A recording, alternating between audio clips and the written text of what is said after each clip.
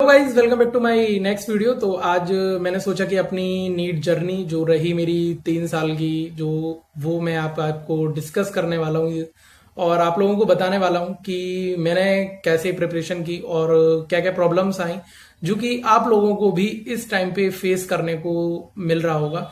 तो I hope आप सब अच्छे होंगे और वीडियो को लास्ट तक एंड तक देखना, क्योंकि अगर आपने स्किप कर दिया तो बहुत सारी चीजें छोड़ दोगे और आप भी नीट की प्रिपरेशन में अभी परेशान हो रहे होगे कि मेरे पे ही क्यों इतनी सारी परेशानियां आ रही हैं, है ना। और सब बच्चों का तो बहुत अच्छा चल रहा है। तो आई होप आप सब भी इस चीज से श्योर रहोगे मेरी बातों से जो मैं आप बताने वाला हूं यहाँ पे, क्योंकि आपके साथ भी वही हो रहा होगा अभी, और नहीं हो रहा हो तो अभी होगा।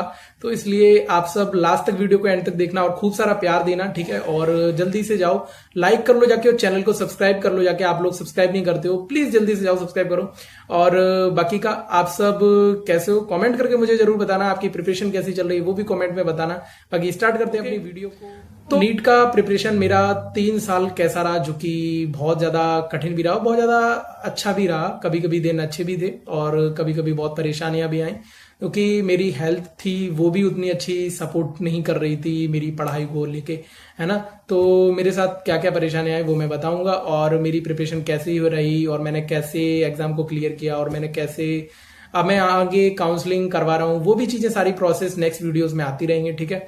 तो मैंने प्रिपेयर करते टाइम जब मैंने 11th से ही स्टार्ट किया था, कोटा से प्रिपेयर किया था, और 11th के बाद मैंने 12th भी वहीं से की थी कोटा से, और फिर मैंने एक ड्रॉप और लिया जो कि मेरा सिलेक्शन नहीं हो पा रहा था 12th के साथ। इसलिए वो भी कारण क्या है, क्यों नहीं हो पा रहा था, वो भी चीजें मैं आज शेयर करूंगा यहाँ पे, ठीक है। तो 11th में मेरे साथ सब सही चल रहा था, मार्क्स थे वो भी ठीक आ रहे थे, है ना। ज्यादा अच्छे नहीं आ रहे थे, जो कि मैं बताऊंगी बहुत ज्यादा अच्छे आ रहे थे। मेरे 400 नंबर आ रहे थे, 450 500 आ रहे थे, ऐसा नहीं था, है ना। मैं बिलो एक एवरेज ही स्टूडेंट था और मेरे मार्क्स कम ही आ रहे थे। बट मैं यहाँ रिवील नहीं करूंगा, बट अगर आप लोग मुझे कमेंट करोगे तो जरूर रिवील करूंगा, ठीक है। तो मेरे मार्क्स कम ही आ रहे थे, बस इतना बता दे। और फिर मैंने जैसे जैसे लास्ट ईयर आया 11th का, तो मैंने उस टाइम पे लास्ट टाइम पे बहुत कम ही मेजर होते हैं, मेजर टेस्ट होते हैं, जो कि मैं जिस इंस्टीट्यूट में पढ़ता था तो उसके बहुत कम मेजर टेस्ट होते थे 11th के टाइम पे। तो 11th में तो वो मैंने एक ही दिया था और बाकी का जो थे वो मैंने छोड़ दिए थे, मैं घर आ गया था, है ना। क्योंकि 12th का फिर यहाँ पे एग्जाम भी देना था 11th के, और फिर 12th ज्वाइन भी करना था। तो फिर मैंने, क्योंकि जब अगर 12th लेट ज्वाइन करेंगे तो फिर लास्ट में बैच लेट खत्म होगा, है ना, सिलेबस कंप्लीट नहीं हो पाएगा, तो फिर सिलेक्शन कैसे ही, इसलिए मैंने जल्दी 12th ज्वाइन किया था, है ना, इंस्टीट्यूट में। तो मैंने फिर 12th भी स्टार्ट की। 12th में मेरा स्कोर उतना ही था जितना पहले आ रहा था। फिर 12th को मैंने और अच्छा किया और अच्छा किया, खूब अच्छा किया, फिर भी मेरा मार्क्स उतना ज्यादा नहीं बढ़ा जितना एक्सपेक्ट कर रहे थे अपन। तो फिर उसके बाद क्या हुआ, फिर मैंने टेस्ट वगैरह भी दिए, उतने नहीं दिए जितना सोच रहे थे कि दे पाएंगे, क्योंकि बोर्ड का प्रेशर था कि बोर्ड में अच्छा करना है, क्योंकि ये था कि बोर्ड में मार्क्स कम आएंगे, कहीं नीट में भी हो नहीं पाया और फिर बोर्ड में भी कम मार्क्स आई, तो फिर क्या ही मतलब रहा कि कोटा पड़े थे। तो वो चीज थी, इसलिए मैंने बोर्ड पे ज्यादा ध्यान देने लगा लास्ट टाइम पे आके। तो क्लासेस वगैरह भी छूट गई, है ना, क्योंकि मैंने फिजिकल एजुकेशन ली थी उस टाइम पे, उसको भी बहुत ज्यादा इंपॉर्टेंस दे रहा था, तो उसको भी पढ़ा, है ना। क्योंकि उस टाइम पे एमसीक्यूज नहीं लगा पाए, उस टाइम शॉर्ट आंसर्स जो क्वेश्चन होते थे, लॉन्ग आंसर क्वेश्चन होते थे, जो सीबीएसई बोर्ड में लिखना पड़ता था, वो उतना प्रैक्टिस में ही नहीं था बिल्कुल भी।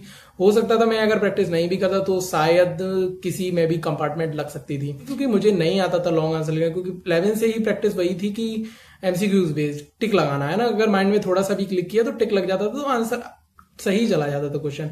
बट ऐसा लॉन्ग आंसर में नहीं था, लॉन्ग आंसर में सोच सोच के लिखना पड़ता था, तो वो चीज मेरे लिए बहुत ज्यादा कठिन रही और मैंने बहुत मेहनत करनी पड़ी, तब मैंने लॉन्ग आंसर्स लिखना प्रैक्टिस में आ पाई मेरे, क्योंकि मेरे प्रैक्टिस में नहीं थी वो चीज। क्योंकि 11th भी मैंने वहीं से की थी, इसलिए, क्योंकि मैंने कभी लॉन्ग आंसर लिखे नहीं, 11th में भी नहीं लिखे ना, 12th में तो फिर लिखने पड़ते थे, इसलिए। तो फिर मैंने स्टार्ट किया आगे, 12th के बाद मेरा बहुत सारा छूट गया। फिर मैं लास्ट टाइम पे मेरी हेल्थ भी इशू होने लगी, 12th के मिड से मेरी बहुत ज्यादा हेल्थ खराब होने लगी और मैं उतना ज्यादा काम भी नहीं कर पा रहा, उतना ज्यादा मेहनत भी नहीं कर पाया पढ़ाई में। पढ़ाई में क्या, किसी भी चीज में मन ही नहीं लगता था बिल्कुल, मतलब फालतू कहते हैं ना कि वो डले रहे, वो उस टाइप का हो गया था, मतलब मेहनत नहीं हो पा रही थी उतनी। तो फिर मैंने लास्ट टाइम पे आके बोर्ड ही रह गया कि भाई बोर्ड ही कर लो कैसे भी बस, क्योंकि सिलेक्शन नहीं हो पाएगा, इतने में कहाँ ही हो पाएगा सिलेक्शन, मार्क्स भी उस टाइम कम ही रह रहे थे, है ना। ज्यादा एक्सपेक्ट जितना किया था उतना नहीं हो रहा था। और उसके बाद फिर सोचा कि बोर्ड ही कर लेते हैं, और उसके बाद फिर नहीं हुआ सिलेक्शन एट द एंड, और फिर मैंने सोचा कि ड्रॉप लेते हैं। हेल्थ उस टाइम भी खराब थी, और जैसे तैसे मैंने लिया कि अगर ऑफलाइन पढ़ेंगे आगे तो अच्छा हो पाएगा, बट फिर मैंने लिया क्योंकि नहीं हो पा रहा था घर पे, इसलिए मैंने वहीं लिया और प्रिपेयर किया। हेल्थ मेरी बिल्कुल भी सपोर्टिव नहीं थी, फिर मैंने जैसे तैसे करा और बहुत मेहनत लगी।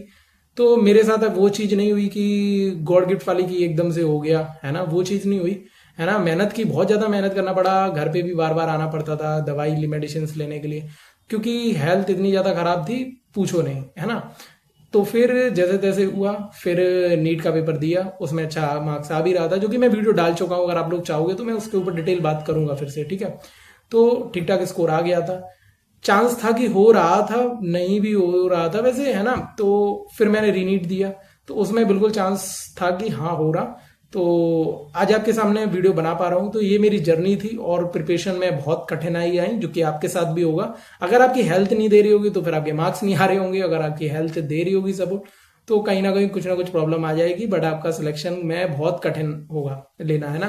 तो इसलिए अगर आपकी हेल्थ अच्छी है तो मेरा कहना यही है कि पढ़ो, मेहनत करो, है ना। कुछ भी नहीं है और सब चीज़ों में, ठीक है, अगर आप डॉक्टर बन जाते हो तो, है ना। और एट द एंड आप डॉक्टर ही बन ही जाओगे जब आप मेहनत करोगे, पढ़ोगे, है ना। कभी भी दिखावे में पढ़ाई नहीं करनी चाहिए कि लोग बैठे हैं या कुछ है इसलिए मैं दिखावे में पढ़ाई कर रहा, तो कभी भी ऐसा नहीं करना चाहिए किसी को, क्योंकि आपको मेहनत करनी है, फ्यूचर आपका है, आपको क्या बनना है उस पर डिपेंड करता है। किसी के देखने से और ना देखने से कुछ भी फर्क नहीं पड़ता। आप मेहनत करो और पढ़ो, है ना। कभी क्लास से आने के बाद टाइम मिलता है तो पढ़ो। एट द एंड आप ये सोचो कि पढ़ने से मर नहीं जाओगे, बस इतना सोचो और पढ़ो, जितना जितना टाइम मिले उतना पढ़ो। बाकी का मैं ज़्यादा मोटिवेट नहीं करूंगा, क्योंकि मोटिवेशन कोई काम का नहीं होता है। जो कि आपके इंस्टीट्यूट में सेशंस चलते हैं वो थोड़ी देर के होते हैं, ठीक है, और जाओ उनमें अच्छा लगता है, कुछ भी, मैं जाता भी था कभी कभी। तो बाकी का आपको ये वीडियो बहुत ज़्यादा हेल्पफुल रही होगी मेरी नीट जर्नी से रिलेटेड, और आप चाहोगे कमेंट करना कि मैं कैसे पढ़ाई की, मैंने क्या क्या शेड्यूल था, वो सब मेरे साथ चीज़ें हैं, वो सब तो मैं आपको दिखाऊंगा और शेयर भी करूंगा, ठीक है। बाकी आप लोग वीडियो अच्छी लगी होगी, मिलते हैं फिर नेक्स्ट वीडियो में।